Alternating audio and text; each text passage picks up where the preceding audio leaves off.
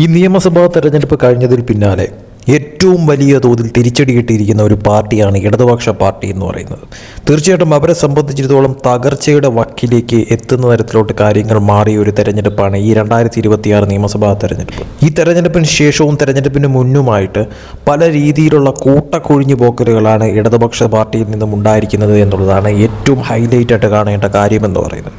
അതിൽ തന്നെ CPM-ൽ തന്നെ നിരവധി പേരാണ് പാർട്ടി വിട്ടുകൊണ്ട് ഏറ്റവും എടുത്ത് കാണേണ്ടത് BJP പാളയത്തിലേക്ക് എത്തിയിരിക്കുന്നത് എന്നുള്ളതാണ് ഏറ്റവും ഇമ്പോർട്ടൻ്റ് ആയിട്ടുള്ളൊരു കാര്യമെന്ന് പറയുന്നത്. അതിൽ തന്നെ കൂട്ടക്കുഴിച്ചിൽ എന്ന് തന്നെ എടുത്തു പറയേണ്ടി വരും. അതായത് കഴിഞ്ഞ പാർലമെൻറ്റ് തെരഞ്ഞെടുപ്പ് കഴിഞ്ഞതിന് ശേഷം തൊട്ട് സംഭവിച്ചുകൊണ്ടിരിക്കുന്ന വലിയ തോതിലുള്ള ഒരു കൂട്ടക്കുഴിച്ചിലാണ് ഇടതുപക്ഷ പാർട്ടിയിൽ നിന്നും BJP-യിലേക്ക് ചേക്കേറുന്ന തരത്തിലോട്ട് കാര്യങ്ങൾ മാറുന്നത്. അതിൽ തന്നെ ഇതിനോടകം 260ഓളം പേരാണ് 260ഓളം പേര് BJP-യിലേക്ക് എത്തുന്ന തരത്തിലോട്ട്, അതായത് ഇടതുപക്ഷ പാർട്ടിയിൽ നിന്നും BJP-യിലേക്ക് എത്തുന്ന തരത്തിലോട്ട് വലിയ തോതിലുള്ള കൂട്ടക്കൊഴിഞ്ഞു പോക്കലുകളാണ് ഉണ്ടായിരിക്കുന്നത് എന്നുള്ളത് ഏറ്റവും ഇമ്പോർട്ടൻ്റ് ആയിട്ടും കാണേണ്ട ഒരു കാര്യം തന്നെയാണ്. ഇത് ശരിക്കും പറഞ്ഞാൽ ഇടതുപക്ഷ പാളയത്തിൽ നിന്നും ചോർന്നൊലിച്ചു പോകുന്ന നേതാക്കൾ, അതോടൊപ്പം തന്നെ പാർട്ടി പ്രവർത്തകർ, പാർട്ടി ചായ്വുള്ളവരൊക്കെ തന്നെയും നേരെ പോകുന്നത് BJP പാളയത്തിലേക്കാണ് എന്നുള്ള തരത്തിലോട്ട് കാര്യങ്ങൾ മാറുന്നു.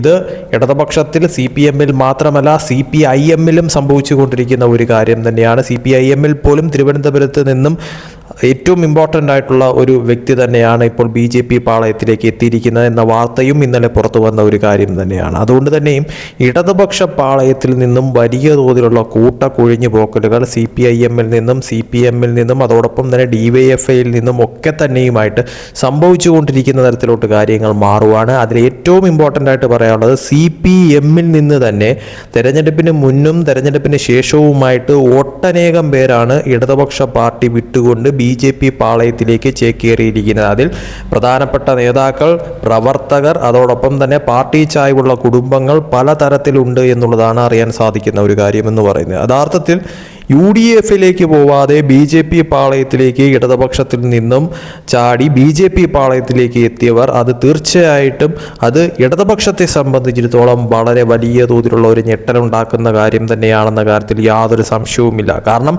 ഇടതുപക്ഷം വിടുന്നവർ BJP പാളയത്തിലേക്ക് എത്തുന്ന തരത്തിലോട്ട് കാര്യങ്ങൾ മാറുന്നു. അത് UDF പാളയത്തിലേക്കല്ല, BJP പാളയത്തിലേക്ക് എത്തുന്ന തരത്തിലോട്ട് കാര്യങ്ങൾ മാറുന്നത് ഇടതുപക്ഷത്തെ സംബന്ധിച്ചിടത്തോളം വളരെയധികം തിരിച്ചടിയാവുന്ന ഒരു കാര്യവും അതോടൊപ്പം തന്നെ വേദന ഉണ്ടാക്കുന്ന ഒരു കാര്യം തന്നെയാണെന്ന കാര്യത്തിൽ സംശയമില്ല. ഇത് ഇനിയും തുടർന്നുകൊണ്ടിരിക്കുമെന്ന കാര്യത്തിലും യാതൊരു സംശയവുമില്ല. കാരണം അവർക്കിപ്പോൾ കേരളത്തിൽ ഭരണം നഷ്ടപ്പെട്ടിരിക്കുന്നു, പലതരത്തിലുമുള്ള തിരിച്ചടികൾ ലഭിച്ചു കഴിഞ്ഞിരിക്കുന്നു, പ്രതിപക്ഷത്താവുന്ന തരത്തിലോട്ട് കാര്യങ്ങൾ മാറിയിരിക്കുന്നു.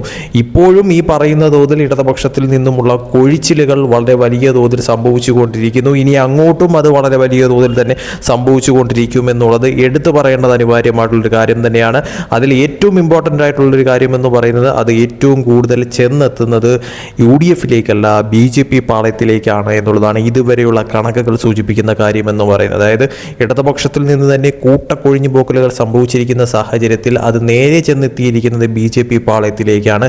CPM-ൽ നിന്ന് മാത്രമായിട്ട് 260 പേരിൽ കൂടുതൽ BJP പാളയത്തിലേക്ക് ഇതിനോടകം തന്നെ ചേർന്നിരിക്കുന്നു എന്ന വാർത്ത തന്നെയാണ് അതിൽ ഏറ്റവും ഇമ്പോർട്ടൻ്റ് ആയിട്ട് എടുത്തു പറയേണ്ട കാര്യമെന്ന് പറയുന്നത്. എന്തായാലും ഇടതുപക്ഷത്തെ സംബന്ധിച്ചിടത്തോളം അവർക്ക് ഭരണം നഷ്ടപ്പെട്ടിരിക്കുന്നു, പ്രതിപക്ഷത്തായിരിക്കുന്നു. ഇതിനോടൊപ്പം തന്നെ ഈ ഒരു തരത്തിലുള്ള കൊഴിച്ചിലൊക്കെ തന്നെയും അത് ഏറ്റവും വലിയ തോതിൽ ഇടതുപക്ഷത്തെ സംബന്ധിച്ചിടത്തോളം ഇനി മുന്നോട്ട് പോകുമ്പോഴത്തേക്കും തലവേദന ഉണ്ടാക്കുന്ന കാര്യമായിട്ട് മാറുമെന്ന കാര്യത്തിൽ യാതൊരു സംശയവുമില്ല.